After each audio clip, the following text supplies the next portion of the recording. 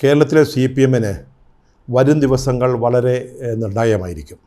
കേരളത്തിലെ പാർട്ടി പൂതലിച്ചുവെന്നും അതുപോലെ തന്നെ ഭരണവിരുദ്ധ വികാരമാണ് കഴിഞ്ഞ പാർലമെൻറ്റ് തെരഞ്ഞെടുപ്പിലെ പരാജയത്തിൻ്റെ പ്രധാന കാരണമെന്നും കേന്ദ്ര കമ്മിറ്റി കണ്ടെത്തുകയും ഇതുവരെ പിണറായി വിജയനെ സംരക്ഷിച്ചു പോന്നിരുന്ന പ്രകാശ് കാരാട്ട് അദ്ദേഹത്തെ കൈവിടുകയും ചെയ്തതോടെ പാർട്ടി ഇനി എങ്ങോട്ടാണ്, അല്ലെ ഇനി ആരാണ് എന്ന തരത്തിലുള്ള ചർച്ചകൾ പാർട്ടിയിലും പാർട്ടിക്ക് പുറത്തും സജീവമായിരിക്കുകയാണ്. ഇവിടെ നമ്മുടെ മുൻ മന്ത്രിയും MLA-യും കേന്ദ്ര കമ്മിറ്റി അംഗവുമായ ശ്രീമതി KK ശൈലജ ടീച്ചറുടെ പേര് ഒരു കേന്ദ്ര ബിന്ദുവായി മാറുകയും ചെയ്യുന്നു.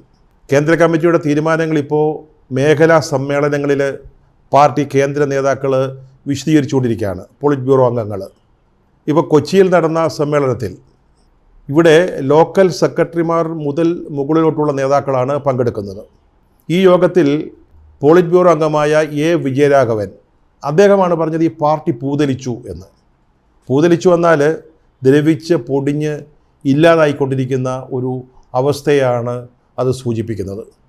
ഒപ്പം ഞാൻ നേരത്തെ പറഞ്ഞതുപോലെ പിണറായിയെ ഇതുവരെ സംരക്ഷിച്ചു കൊണ്ടിരുന്ന പ്രകാശ് കാരാട്ട് തന്നെയാണ് പറഞ്ഞത് ഭരണവിരുദ്ധ വികാരങ്ങൾ പാർട്ടിയെ തെരഞ്ഞെടുപ്പിൽ ബാധിച്ചുവെന്ന്. അത് അദ്ദേഹം അക്കമിട്ട് പറയുകയും ചെയ്തു എവിടെയൊക്കെയാണ് ഭരണത്തിന് പിഴച്ചത് എന്നുള്ളത്.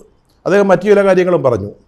അതായത് പാർട്ടിയിലെ നേതാക്കളുടെ അഹങ്കാരം, ധാർഷ്ട്യം, അല്ലെങ്കിൽ ഒരു തരത്തിലുള്ള ഉദ്യോഗസ്ഥ മനോഭാവം, ഇതൊക്കെ ജനങ്ങളെ പാർട്ടിയിൽ നിന്ന് അകറ്റി എന്നും അദ്ദേഹം പറയുകയുണ്ടായി. ഇതൊന്നും ഈ യോഗങ്ങളിൽ സംസാരിക്കുന്ന നേതാക്കളുടെ വ്യക്തിപരമായ അഭിപ്രായങ്ങളല്ല കേട്ടോ. ഇത് കേന്ദ്ര കമ്മിറ്റി എത്തിയ നിഗമനങ്ങളാണ്, അവിടെ തയ്യാറാക്കിയ റിപ്പോർട്ടാണ്. അതാണ് താഴെ തട്ടിലേക്ക് വിവരിച്ചു കൊടുക്കുന്നത് അല്ലെങ്കിൽ വിശദീകരിച്ച് കൊടുക്കുന്നത്. കാരാട്ടും കൊച്ചിയിലാണ് സംസാരിച്ചത്. അദ്ദേഹം അവിടെ പറഞ്ഞ ഒരു വളരെ പ്രധാനപ്പെട്ട കാര്യം പാർട്ടിയുടെ അടിത്തറ തകർന്നു എന്നുള്ളതാണ്. ഏറ്റവും ഗൗരവമായ ഒരു നിരീക്ഷണമാണ് പാർട്ടിയെക്കുറിച്ച് കേന്ദ്ര കമ്മിറ്റി നടത്തിയിരിക്കുന്നത്.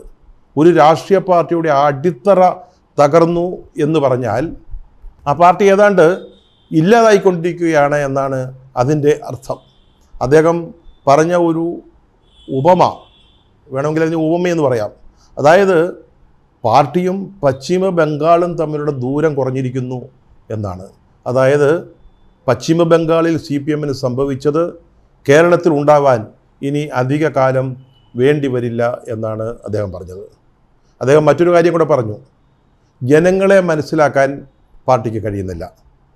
പ്രിയപ്പെട്ട കാരാട്ട് സഖാവേ, ജനങ്ങളെ മനസ്സിലാക്കാൻ പാർട്ടിക്കു കഴിയാതെ പോയതല്ല തോൽവിക്ക് കാരണം. കേരളത്തിലെ ജനങ്ങൾ ഈ പാർട്ടിയെയും ഈ പാർട്ടി നയിക്കുന്ന ഭരണത്തെയും അതിനൊക്കെ നേതൃത്വം കൊടുക്കുന്ന വ്യക്തികളെയും നന്നായി മനസ്സിലാക്കി എന്നുള്ളതാണ് തോൽവിയുടെ പ്രധാന കാരണം. പരാജയത്തിൻ്റെ ഉത്തരവാദിത്വത്തിൻ്റെ കാര്യത്തിൽ പാർട്ടിയെയും ഭരണത്തെയും ഒരേ തലത്തിൽ നിർത്തിയാണ് കേന്ദ്ര കമ്മിറ്റി വിമർശനം ഉന്നയിച്ചിരിക്കുന്നത്. ഈ കേരളത്തിൽ ജില്ലാതലത്തിൽ നടന്ന ചർച്ചകളിൽ പാർട്ടി നേതൃത്വം അത്രയ്ക്ക് വിമർശന വിധേയമായിരുന്നില്ല. കൊച്ചു കൊച്ചു നുറുങ്ങുകൾ, വിമർശനത്തിൻ്റെ ചെറിയ ചെറിയ ശരങ്ങളൊക്കെ ഉണ്ടായി എന്നതൊഴിച്ചാൽ ഏറെ വിമർശനമുണ്ടായത് ഭരണത്തെക്കുറിച്ചാണ്, പിണറായി വിജയനെക്കുറിച്ചാണ്, പിണറായി വിജയൻ്റെ കുടുംബത്തെക്കുറിച്ചാണ്, അദ്ദേഹത്തിൻ്റെ പെരുമാറ്റത്തെ, അദ്ദേഹത്തിൻ്റെ ധാർഷ്ട്യത്തെക്കുറിച്ചാണ്, അദ്ദേഹം കാട്ടുന്ന അഹങ്കാരത്തെക്കുറിച്ചാണ്.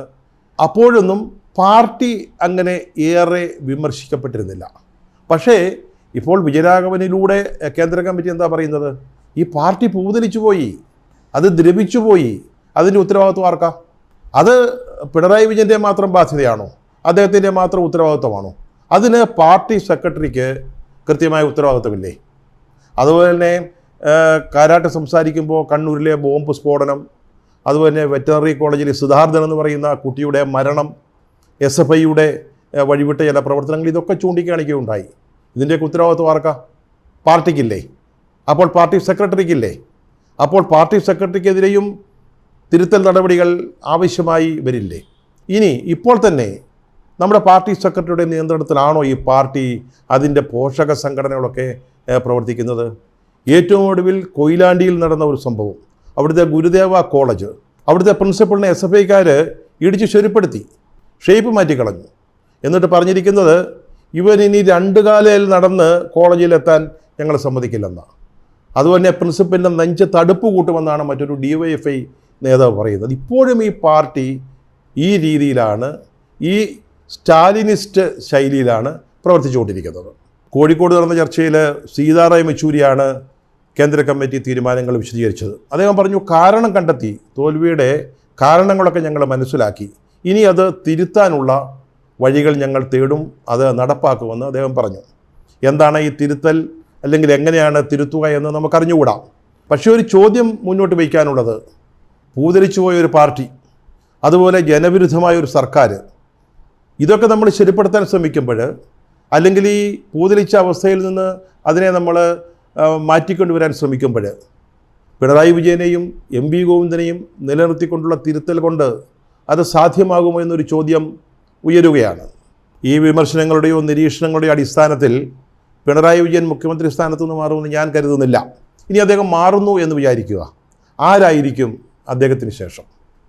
ഏതായാലും ഈ പൂതലിച്ച പാർട്ടിയുടെ സെക്രട്ടറി എന്ന നിലയിൽ MV ഗോവിന്ദനെ ആ സ്ഥാനത്തേക്ക് പരിഗണിക്കുക രാഷ്ട്രീയമായൊരു ശരിയായിരിക്കില്ല. അപ്പോൾ പിന്നെ ശൈലജ ടീച്ചർ, അങ്ങനെയാണ് ടീച്ചർ ഈ ചർച്ചകളുടെ ഒരു കേന്ദ്ര ബിന്ദുവായി മാറുന്നത്. ഈ തെരഞ്ഞെടുപ്പിന് മുമ്പുള്ള ഒരു ചിത്രം ഞാൻ നിങ്ങളെ ഓർമ്മിപ്പിക്കാം. അതുവരെ പിണറായി കഴിഞ്ഞാൽ ഒന്നുകിൽ ശൈലജ ടീച്ചർ അല്ലെങ്കിൽ K രാധാകൃഷ്ണൻ, അതായിരുന്നു ചിത്രം. പക്ഷേ തിരഞ്ഞെടുപ്പായപ്പോൾ ശൈലജ ടീച്ചറെ വടകരയിലും രാധാകൃഷ്ണനെ ആലത്തൂരിലും നിർബന്ധിച്ച് മത്സരിപ്പിച്ചു. ഈ 2 പേർക്കും മത്സരിക്കാൻ താല്പര്യമുണ്ടായിരുന്നില്ല. വാസ്തവത്തിൽ രാധാകൃഷ്ണൻ്റെ കാര്യത്തിൽ അതൊരു തരം താഴ്ത്തലായിരുന്നു, അദ്ദേഹവും അത് ആഗ്രഹിച്ചതല്ല. പക്ഷേ തെരഞ്ഞെടുപ്പിൽ രാധാകൃഷ്ണൻ ജയിച്ചു, കളം ഒഴിഞ്ഞു, അദ്ദേഹം ഡൽഹിയിലേക്ക് പോയി. ഇവിടെ ശൈലജ ടീച്ചർ തോറ്റു. പക്ഷേ ഈ തോൽവി ഒരു സാധാരണ മത്സരമായിരുന്നില്ല, ഒരു വലിയ കടുത്ത മത്സരമായിരുന്നു. ഒരു കൊടും പരാജയവും ടീച്ചർ നേരിട്ടു. പക്ഷേ ആ പരാജയം ഒരു വിജയത്തിൻ്റെ തുടക്കമാകുമോ എന്നാണ് ഇനി നാം ശ്രദ്ധിക്കേണ്ടത്. ശൈലജ ടീച്ചർക്ക് പാർട്ടിയിൽ ധാരാളം ശത്രുക്കളുണ്ട് എന്ന് നമുക്കറിയാം. അവർ ഉയർന്നു വരരുത് എന്നാഗ്രഹിക്കുന്ന ഒത്തിരി ആളുകളുണ്ട്. അവരെ വടകരയിൽ മത്സരിപ്പിച്ചത് തന്നെ മരുമകൻ്റെ രാഷ്ട്രീയ പാത ഒരുക്കുന്നതിന് വേണ്ടിയായിരുന്നു എന്നും നമുക്കറിയാം.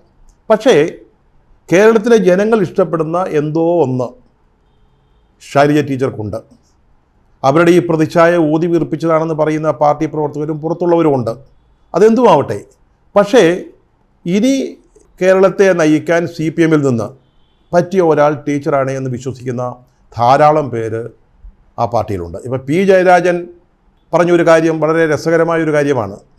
അദ്ദേഹം പറഞ്ഞത്, ശൈലജ ടീച്ചർ കേരളത്തിൽ തുടരണം, ഇവിടെ അവർക്ക് ഇനിയും പലതും ചെയ്യാനുണ്ട് എന്ന് വടകരയിലെ ജനങ്ങൾ മനസ്സിലാക്കിയത് കൊണ്ടാണ് അവർ ബോധപൂർവം അവരെ തോൽപ്പിച്ചതെന്നാണ്. ഇതുകൊണ്ട് ജയരാജൻ അർത്ഥമാക്കിയത് എന്താണെങ്കിലും ഈ ഒരു വിഷയം, അതായത് ശൈലജ ടീച്ചർ എന്ന ഈ വിഷയം പാർട്ടിക്കുള്ളിൽ സജീവ ചർച്ചയാക്കാൻ P ജയരാജൻ്റെ ഈ പ്രയോഗം സഹായിച്ചിട്ടുണ്ട് എന്ന കാര്യത്തിൽ സംശയമില്ല. ഇനി നമുക്ക് സാധ്യതകൾ നോക്കുമ്പോൾ, ഞാൻ നേരത്തെ പറഞ്ഞല്ലോ, പൂതലിച്ച പാർട്ടിയുടെ സെക്രട്ടറിയെ ഇനി നമ്മൾ ഭരണത്തിൻ്റെ തലപ്പത്തേക്ക് ആരോപിച്ചിട്ട് കാര്യമുണ്ട് എന്ന് തോന്നുന്നില്ല. മറ്റു പോളിറ്റ് ബ്യൂറോ മെമ്പർമാരായ MA ബേബി ഇപ്പോൾ ദേശീയനാണ്. അതുപോലെ തന്നെ വിജയരാഘവൻ തോറ്റു നിൽക്കുന്നു. പിന്നെ കേന്ദ്ര കമ്മിറ്റി അംഗങ്ങളാണ്. മന്ത്രിമാരായ ബാലഗോപാലിനും P രാജീവിനും വേണ്ടത്ര പാസ് മാർക്ക് കിട്ടും എന്ന് തോന്നുന്നില്ല. പാർട്ടിയിലെ ശക്തന്മാരായിരുന്ന തോമസ് ഐസക്കും എളവരം കരീമും തെരഞ്ഞെടുപ്പിൽ തോറ്റുപോയി.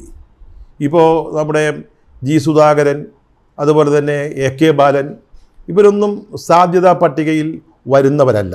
ഇതൊക്കെ പരിഗണിക്കുമ്പോഴാണ് ശൈലജ ടീച്ചർ, അല്ലെങ്കിൽ ശൈലജ ടീച്ചറുടെ സാധ്യതകൾ വളരെ പോസിറ്റീവായിട്ട് നമ്മൾ ചർച്ച ചെയ്യുന്നത്.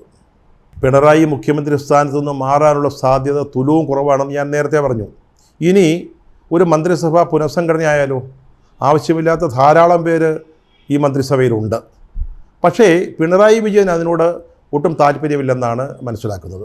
അതിൻ്റെ ഒരു പ്രധാന കാരണം, മന്ത്രിസഭാ പുനഃസംഘടന ഉണ്ടായാൽ ശൈലജ ടീച്ചറെ മന്ത്രിസഭയിലേക്ക് കൊണ്ടുവരണം എന്ന ആവശ്യം ശക്തമാകും.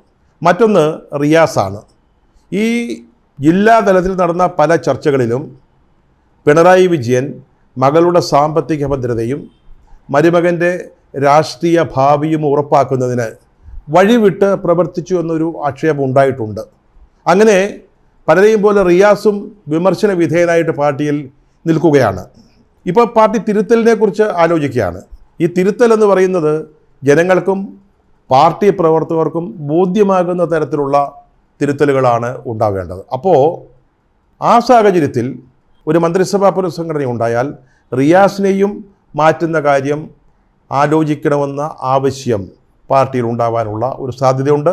ഈ കാരണങ്ങളാലാണ് ഈ പുനഃസംഘടനയെ പിണറായി വിജയൻ എതിർത്തുകൊണ്ടിരിക്കുന്നത്. 2025 ഇനി പാർട്ടി കോൺഗ്രസ് നടക്കുക. അതായത് പിണറായി വിജയൻ മാറുന്നില്ലെങ്കിൽ അദ്ദേഹം മുഖ്യമന്ത്രിയായിരിക്കുന്ന സമയത്താണ്. ഇനി അദ്ദേഹത്തിന് റിയാസിൻ്റെ കാര്യത്തിൽ ചെയ്യാവുന്ന ഒരു കാര്യം ഈ പാർട്ടി കോൺഗ്രസിൽ മുഹമ്മദ് റിയാസിനെ കേന്ദ്ര കമ്മിറ്റിയിലേക്ക് കൊണ്ടുവരിക എന്നുള്ളതാണ്. ഈ വക കാര്യങ്ങളെല്ലാം ഇനി ചേരുന്ന സംസ്ഥാന സമിതിയിലായിരിക്കും ഒരു തീരുമാനമുണ്ടാവുക. ഒരുപക്ഷെ പാർട്ടി സെക്രട്ടറിയെ മാറ്റുന്ന കാര്യവും ചർച്ച ചെയ്തേക്കാം. അങ്ങനെയെങ്കിൽ ആരായിരിക്കും സെക്രട്ടറി ആവാൻ യോഗ്യൻ? നമ്മുടെ ബേബിയെ കൊണ്ടുവന്നാലോ?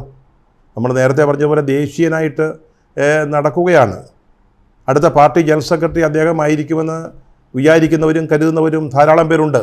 അദ്ദേഹത്തെ നമുക്ക് ദേശീയ പദവിയിൽ നിന്ന് സംസ്ഥാന പദവിയിലേക്ക് കൊണ്ടുവന്ന് സെക്രട്ടറി ആക്കിയാലോ? എന്തായാലും പാർട്ടിയിൽ നിർണായകമായ തിരുത്തലുകൾ വരുത്താൻ തയ്യാറാവുന്നില്ലെങ്കിൽ ഈ പൂതലിച്ച അവസ്ഥയിൽ നിന്ന് കൂടുതൽ അപകടകരമായ ഒരു സ്ഥിതിയിലേക്ക് പാർട്ടി മാറും എന്ന കാര്യത്തിൽ യാതൊരു സംശയമില്ല. ശൈലജ ടീച്ചർ മുഖ്യമന്ത്രിയായാൽ തെക്കൻ ഭാഗത്തുനിന്നൊരു പാർട്ടി സെക്രട്ടറി വരട്ടെന്നേ. കണ്ണൂരിൽ മാത്രമല്ലല്ലോ പാർട്ടിയുള്ളത്, സംസ്ഥാനത്തിൻ്റെ മറ്റ് ഭാഗങ്ങളിലും പാർട്ടിയുണ്ടല്ലോ. അങ്ങനെ സമൂലമായ ഒരു തിരുത്തലിന് പാർട്ടി തയ്യാറാകുമോ എന്നാണ് ഇനിയുള്ള ദിവസങ്ങളിൽ നാം കാണേണ്ടത്.